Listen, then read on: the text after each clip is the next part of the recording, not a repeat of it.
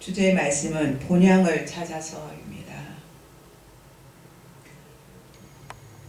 우리가 옛날에는 청룡열차를 타면서 우리가 여행을 하였던 것을 우리는 기억합니다. 이 청룡열차를 타면서 어떤 사람들은 스릴을 즐기는가 하면 어떤 사람들은 공포를 느끼기도 합니다. 제가 어릴 때 기차를 타고 이제 제가 부산에서 살 때인데 시골로 내려가는 그 길에 어린 마음에 기차를 타며 항상 달려가지 않습니까? 그 창밖을 바라보면서 굉장히 두려웠습니다. 꼭 거기서 떨어져서 죽을 것 같은 그런 생각이 늘 들어서 두려워하였던 것을 그것이 생각이 납니다. 우리의 인생도 마찬가지입니다.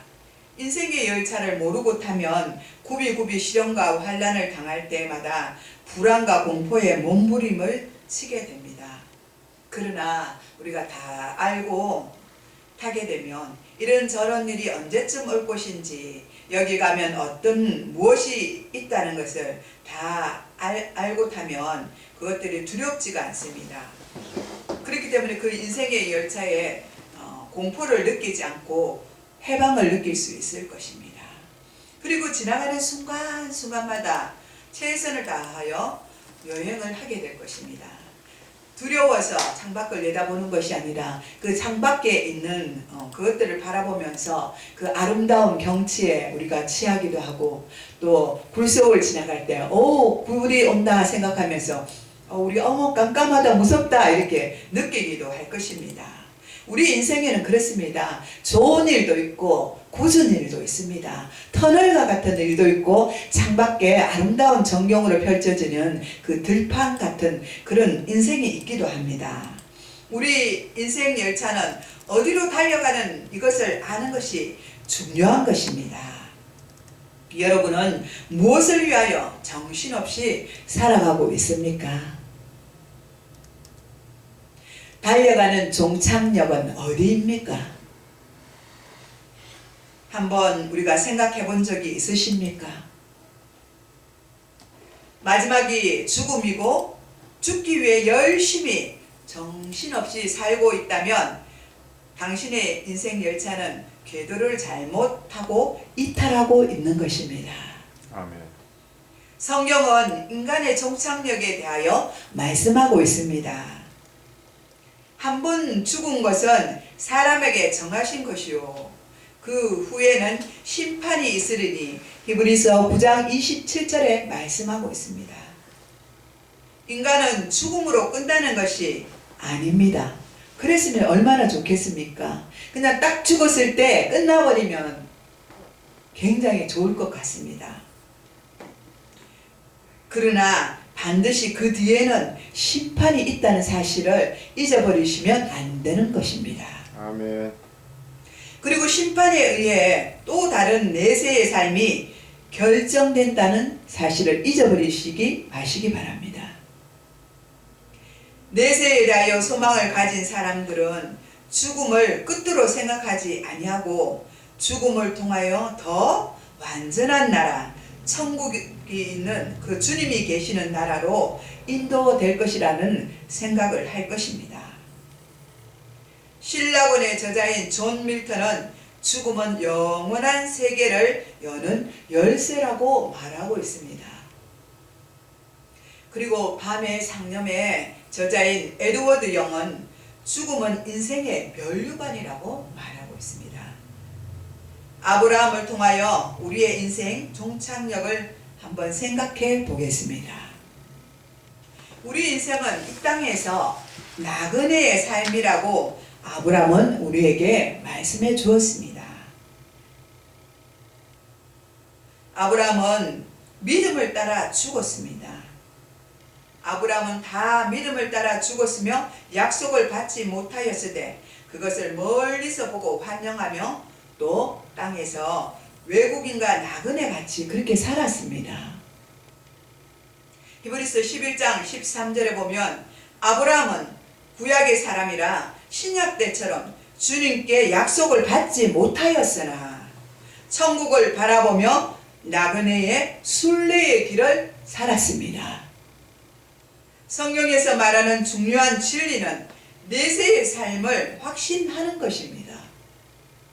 내세의 삶을 확신하는 사람은 돌아갈 곳이 분명하기 때문에 이 땅에서의 삶이 나그네임을 증거하는 것입니다.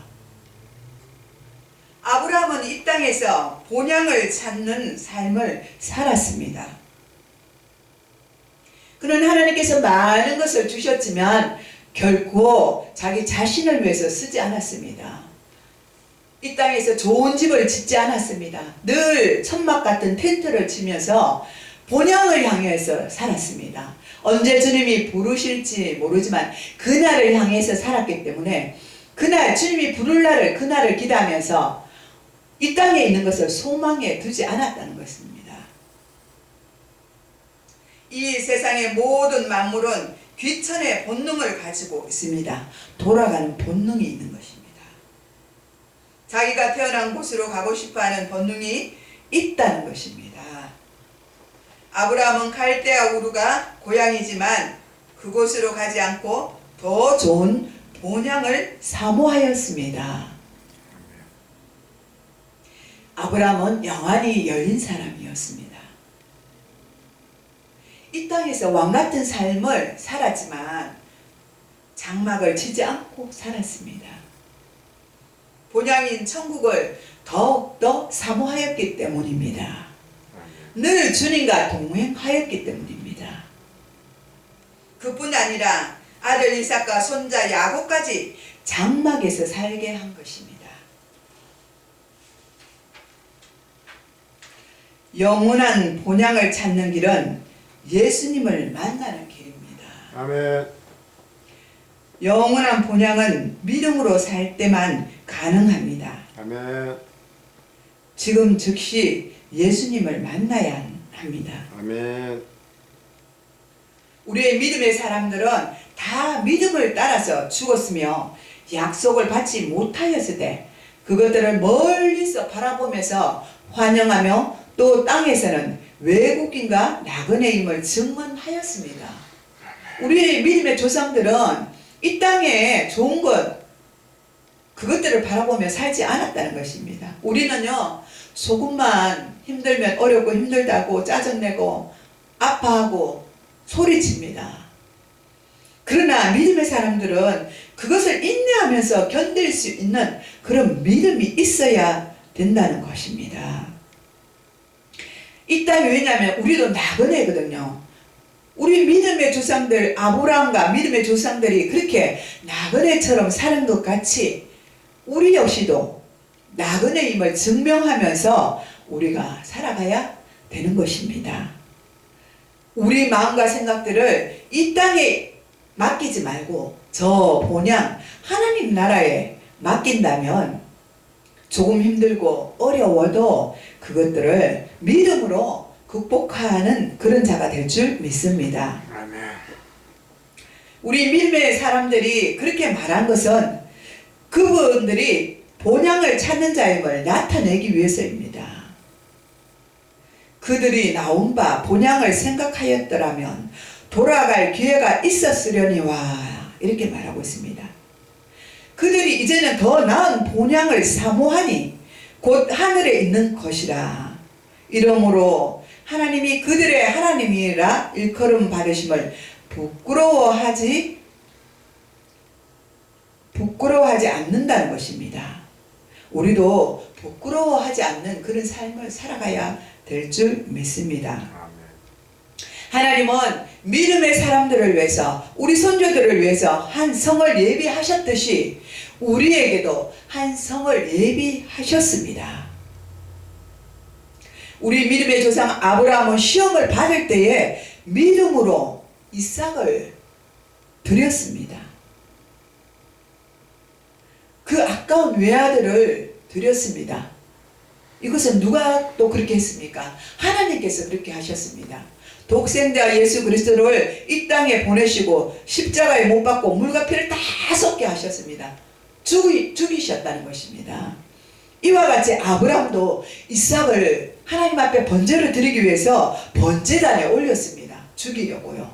칼을 드는 그 순간에 하나님이 뭐라고 그러십니까? 아브라함 보고 아브라함아 아브라함아 죽이지 말라는 것입니다. 그 아들을. 왜냐하면 네 믿음을 보았기 때문에, 네가 이제 나한테 똑바로 서 있는 것을 하나님이 보았기 때문에 나는 그 아들을 죽이지 않기를 원하신다고 말씀하셨습니다. 그런데 하나님은 당신의 아들을 죽이셨습니다. 누구를 위해서입니까? 우리를 위해서 죽이셨다는 것입니다. 아멘.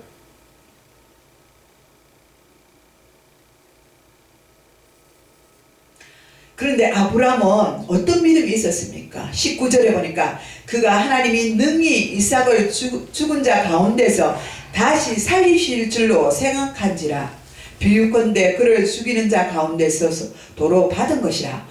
아브라함은요 믿음이 있었기 때문에 하나님이 무슨 뜻이 있을 것이라고 믿었습니다. 그래서 내가 이 아들을 번제로 드리면 하나님이 그 아들을 도로 살려주실 것을 믿었다고 말하고 있습니다. 얼마나 큰 믿음입니까? 우리는 상상도 하지 못하는 그 믿음을 아브라함은 갖고 있었습니다. 그렇기에 믿음의 조상이 된 것으로 우리는 알고 있습니다. 우리에게도 이러한 믿음이 있기를 하나님 앞에 간절히 기도해야 될 줄 믿습니다. 아멘. 믿음으로 야곱은 죽을 때에 요셉의 각 아들에게 축복하고 그 지팡이 머리에 의지하여 경배하며, 믿음으로 요셉은 임종시에 이스라엘 자손들이 떠날 것을 말하고 또 자기 뼈를 위하여 명하였다고 말하고 있습니다. 이렇게 우리 믿음의 조상들은 믿음을 따라서 살았다는 것입니다. 믿음을 따라서 이들은 또 장래의 유업으로 받을 땅으로 들어갔다고 말하고 있습니다. 아브라함이 가나안 땅을 기업으로 약속을 받고 하란을 떠난 것은 그가 75세 되는 해였습니다. 실제로 가나안 땅이 이스라엘 백성들의 소유가 된 것은 수백 년 후였다고 말하고 있습니다. 그런데 아브라함은 이미 믿음으로 그것을 받았다는 것입니다. 자기 자손들에게 하나님이 이루어 주실 것을 믿음으로 받은 그런 아브라함이었습니다. 그런 아브라함을 하나님께서 얼마나 사랑하셨겠습니까? 이런 믿음이 있는 우리를 하나님이 얼마나 우리를 사랑하시겠습니까? 예수님도 우리를 사랑하십니다. 그토록 우리를 사랑하시기 때문에 이 땅에 오신 것입니다. 주님도 우리의 십자가를 져주시기 위해서 오신 것입니다. 아멘. 결코 우리는 혼자가 아니라는 사실을 늘 상기시켜 주고 있는 것입니다. 아멘. 세상 끝나는 그날까지 내가 너희들과 항상 함께 있을 것이라고 약속해 주셨습니다. 아멘. 두려워하지 말라고 말씀해 주시는 것입니다. 우리가 움츠리면 움츠릴수록 더 두렵습니다. 더 우리 심장이 쪼그라들고 더 두렵고 무섭습니다. 전도도 할 수 없습니다. 사람들에게도 다가갈 수가 없습니다. 아멘. 그러나 우리가 가슴을 활짝 열고 믿음으로 우리가 경주를 하며 나아갈 때 그 믿음을 보시고 하나님은 우리의 믿음을 보시고 기뻐하시는 것입니다. 아멘. 오늘 역시도 우리가 전도하지 않았습니까? 우리가 믿음으로 하나님이 그 길을 열어주신 것을 예비하고 우리가 오늘 전도한 것이지 않습니까? 아멘. 우리 예상대로, 그죠? 우리가 전도하였을 때 우리에게 누가 핍박하는 사람도 없었습니다. 오늘 전도할 때 놀라운 일들이 오늘 일어난 것입니다. 아멘. 우리의 심령이 이렇습니다. 하나님을 향하여서 끝없이 믿음의 사람들 같이 날마다 우리가 전진하며 나아갈 때 하나님은 우리와 함께 하시며 세상 끝날까지 너희들과 함께 하리라고 약속해 주고 계시는 것입니다. 아멘. 우리는 이 영원한 본향을 위해서 믿음의 경주를 해야 될 줄 믿습니다. 아멘. 오늘도 우리는 몸부림치면서 믿음으로 몸부림치면서 승리할 것을 하나님 앞에 우리가 다짐하면서 그러면서 우리가 나아가는 그런 하나님의 성도들이 되시길 축복합니다. 아멘. 날마다 하나님 앞에 무릎 꿇고 기도하며 또 헌신하며 그렇게 나가는 여러분이 되시길 축복합니다. 아멘. 기도하겠습니다. 사랑의 하나님 아버지 감사드립니다. 우리의 영원한 본향이 되시는 주님, 우리를 너무나 사랑하셨기에 항상 우리가 곁길로 가지 않고 고든 길로 가기를 주님은 늘 바라고 계시는 줄 믿습니다. 아버지 하나님, 우리를 불쌍히 여겨 주시옵소서. 두려움에 떨고 있는 저희들을 찾아와 주시고 위로하시고 만져주시고 회복시켜 주시고 너희에게 평강이 있기를 원한다고 말씀하여 주옵소서. 그래서 늘 그 말씀에 의지하여서 믿음의 길을 달려갈 수 있는 저희들이 될 수 있도록 도와주시옵소서. 인도하여 주시옵소서. 이 시간도 함께 하심을 감사드렸고 우리를 구원하신 예수님의 이름으로 기도드리옵나이다. 아멘. 407장 찬양 드리겠습니다.